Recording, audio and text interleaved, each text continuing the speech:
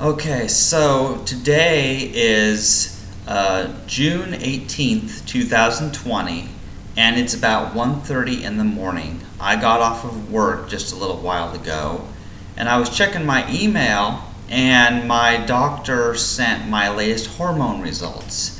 And I want to record a video showing you my hormone levels, and I want to talk about what the significance of this to me because I've known my hormone levels have been just a little bit weird, and so I'm going to show you what my hormone levels were last year and this year, and this is going to be very interesting. Okay, so here was her her message. She said, testosterone lower half of normal, estrogens somewhat elevated, rest okay. So I have the results from last year and this year. Now, what's interesting is the format of it is radically different, and I think I know why this is. See, last year, this is 2019's here. This one is very interesting because apparently when they had sent it to the lab, my doctor explained to me that they had, the nurse had sent it in as a lab test for a female, which is very strange. Yeah, so, okay, here's what it shows. It shows this stuff here. Yeah, this is very weird. I'm trying to understand this.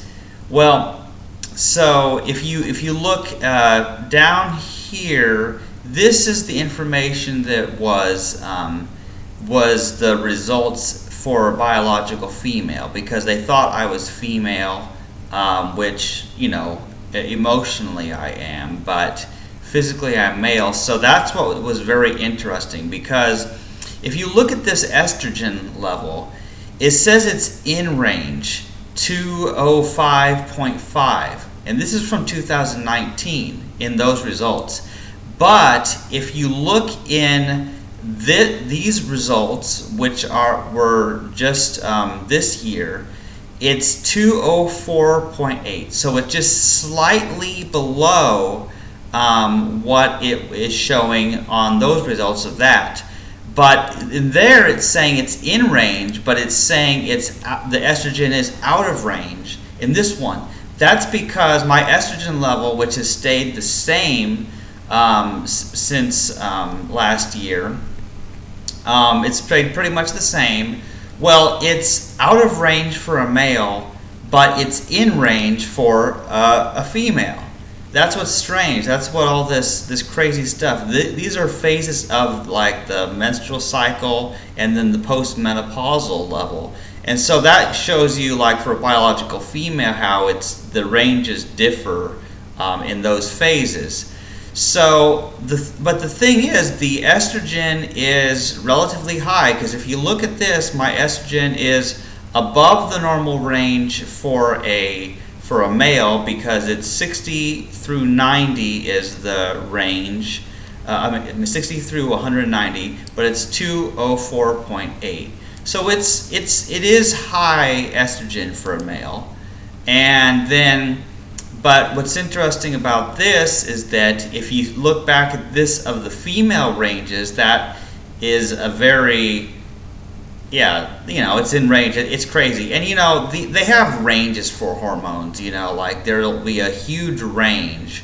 So now let me go back to, last year it was showing extremely high DHEA. That was one thing I remember that surprised my doctor last year, was the extremely high DHEA. And now here you'll see that this is because this was wrong, because it was saying that this was out of range last year, the testosterone, because that level of testosterone would have been completely way high for a biological female, obviously, even though it is within the normal range for a male to have that level of testosterone. But you got to understand, and then I don't even know what the difference is between the total testosterone and the free testosterone. I know there's a difference, and I've researched this, but I don't really remember it. But anyway, enough about that. I want to focus more on the most recent results, because now actually I just want to compare the testosterone, because the testosterone here is total is 515 for this year, and for last year it was 483. So it's the total testosterone is only slightly higher, not by very much at all. And the testosterone level can change throughout the day based on what you eat. I mean, all hormone levels can. They don't just stay at a certain level for the whole day long. So that's the total testosterone. It's just barely higher. Yeah, it's a little bit higher. And then the free testosterone in 2020 it's 52.0, and in last year in 2019 it was 67.6. So what's interesting about this is that the testosterone has stayed pretty much the same between last year and this year if you try to add up the numbers, because this has a more free testosterone and then a lower total, which is kind of weird. And then this one has a higher total, but then it has slightly lower free testosterone. And I'm sure that the free testosterone has something to do with how some of it gets converted into DHT, dihydrotestosterone. I've read a lot about hormones. So at what we know, and basically what my doctor said, is testosterone lower half of normal, estrogen somewhat elevated, rest okay. So here's what's interesting. So looking at my results here, now look at this range. The reference range for a male here is between 250 and 1100, and I don't know what NG/DL means. I don't know what that means. I only know that how this reference number 250 through 1100, and then mine is in the lower half of that, basically, because half of 1100, the max, would be 550. So I'm about halfway in between. So my testosterone is not super. It's not like it's super low, because if it was 300 or if it was 200, it would be like really, really low. So my testosterone is pretty it's smack in the middle, whereas my estrogen is higher. Now, some people would say that high estrogen is because of all the soy products I eat, because of the whole thing about soy products having phytoestrogens. Well, I got news for you people. I've researched this stuff, and all plants contain both male and female hormones. Although soy is famous for its female hormones, even if that is why I have high estrogen, that's totally fine, because I have not had any problems with that. It's just very interesting. And then now the DHEA it looks like the DHEA is actually in range this time, whereas the DHEA previously was 547, and now it's 428. So the DHEA has gone slightly down. The testosterone is kind of mixed. It's either the same or slightly higher than last year, and the estrogen has stayed the same. So what I know from actually looking at my results here is I'm in the lower half of the normal range of testosterone, and my estrogen is higher than the reference range for a male. So that high estrogen, that might explain a few things about my awkward fat distribution and feeling and my feelings that I'm female, even though my body is pretty much male. So I just am fascinated by looking at my hormone results and seeing what it all means, because it's very interesting. So the reason that I had these hormone tests, I want to tell a little bit of backstory as to how I ended up getting my hormones tested. Now, I was having pain. I still am having pain in the testicles, and I've talked about that before. And I have a varicocele, and it's real bad testicle pain, so I've been in this fight to get my testicles removed and trying to find a doctor willing to do it. And that fell through because that urologist just plain lied to me, basically. And when I looked at the document that he wrote, and he supposedly examined, he looked at my testicles, and he decided just by looking at it that there was no varicocele or hydrocele or any of that, even though I have an ultrasound result from Truman Lakewood where they did find the varicocele and hydrocele. And what that means, a varicocele is a varicose vein. It's like a dead vein in the testicle.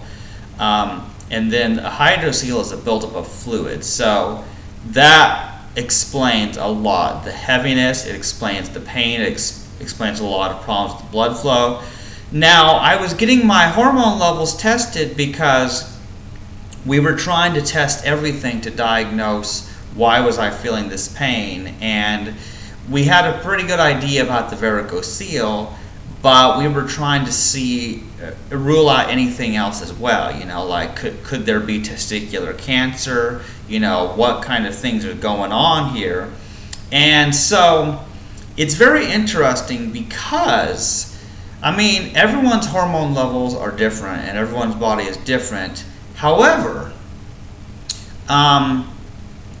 we are looking into getting me tested for Klinefelter syndrome. And now that's a chromosome test. And if you haven't heard of Klinefelter syndrome, then you probably haven't researched this stuff very much. It's possible for some males to have an extra X chromosome. And what's interesting is those who do have altered hormone levels. And it's very interesting. And everyone is very different, but and there are many other chromosome disorders where someone will have extra chromosomes, X or Y, or they'll have a Y or X chromosome missing from what they usually have. But Klinefelter syndrome is actually the more common of the chromosome disorders, and that's simply where a male has an extra X chromosome, so they technically meet the definition of being male and female at the same time, which is weird. Now, some people have more than one set of genitalia. Some people have both genitalia when they're born, that intersex people. But people could have normal-looking bodies that look either male or female, but then have hormone levels that differ and other features of their body that differ.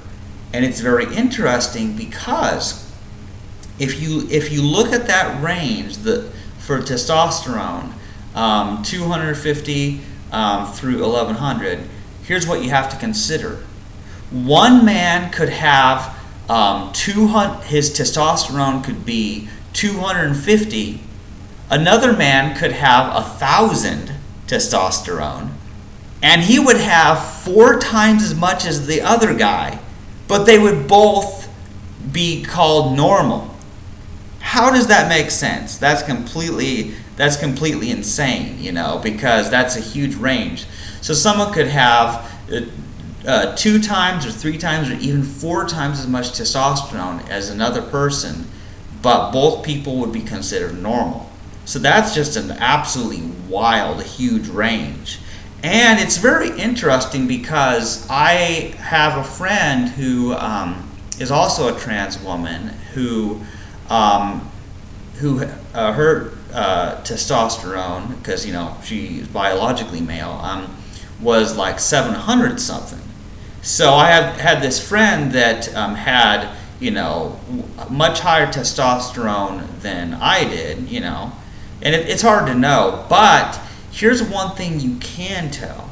Because testosterone plays a certain role in how much facial or body hair someone has, as well as the size of their muscles and various things, and even fat distribution. Like, I'm serious, like where your body stores fat is influenced by hormones. Now, and of course everyone knows this, but your hormone levels also affect how your sexual desire. People know that low testosterone means that you have less desire for sex and produce less sperm, that kind of thing. So I've read so many books and so many blog posts and so many medical articles about these hormones, and it's just very interesting. So sure, my testosterone is still in the normal range, at least for now, but I do know that if I succeed in getting my my testicles removed, if I have another appointment, I'm gonna just keep trying until someone does. Then what will happen is that my testosterone is gonna drop. Obviously, my testosterone is gonna drop significantly, because without the testicles, which are the main source of testosterone, my testosterone will go super low. So why I had this hormone test this year was because I wanted a reference range. So now I have the PDF documents of my hormone results of this year and last year. And I also have other documents that I did not show you, showing like my prolactin levels, my insulin and growth-like factor hormone, whatever, stuff like that. Other hormones that I don't know anything about, really. But I have all my hormone results now. So after I do have surgery, we'll be able to then in the future test what my hormones are, compare them to what they were like before I had the surgery. And then if any hormones get too low, then we can try to supplement that. My doctor could prescribe, hormones if I needed that, So like, if, for example, supposing that I needed a certain amount of testosterone, but not as much as I have now, but like, say if I only wanted to have about the same average testosterone as what a female does, but not as much as a male does, then maybe that could be arranged. And then also, the testicles are not the only source of hormones. There's the adrenals and kidneys and pituitary and the thyroid and all these body parts that I don't know where they're at. I only know their names. Anatomy is not my strong point.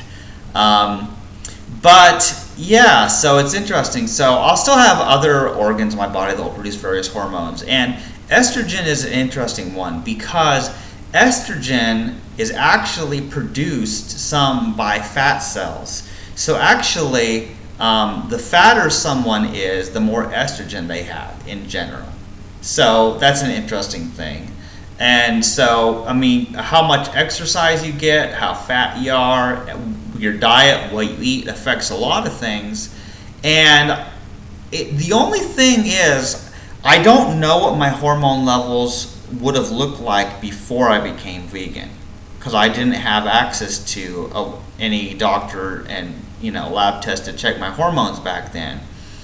But I do know that the all the hormones in meat and dairy that I used to eat many years ago before I became vegan at the age of 26 would have had some effect on my hormones. And then after going vegan, I got a lot stronger and healthier in general. But it's just interesting. So I have semi-low testosterone, still in the normal range, and high estrogen. So we'll see if that changes. I'm just very curious, and because it can explain a lot. It can explain my weird looking body type. I have a really weird looking body type. Now you don't really know how weird my body looks because I wear clothes like a decent person. Although if you go back to some of my old videos, I did have some videos where I took off my shirt and tried to show off my muscles.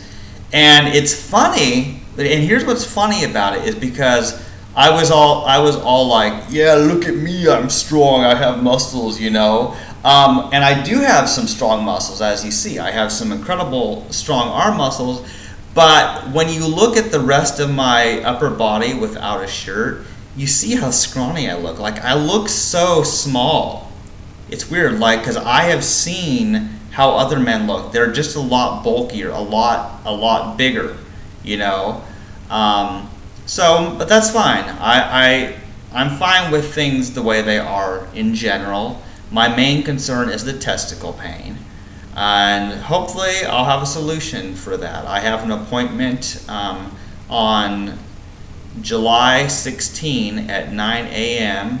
So I'm going to try to arrange transportation for that and request off work that day. But since I got my hormone results, I wanted to share that and talk a little bit about it because it's very interesting. If you understand about how much hormones influence all kinds of things, then it gets very interesting. So I'm probably going to, follow up with what my hormone levels look like, maybe once a year.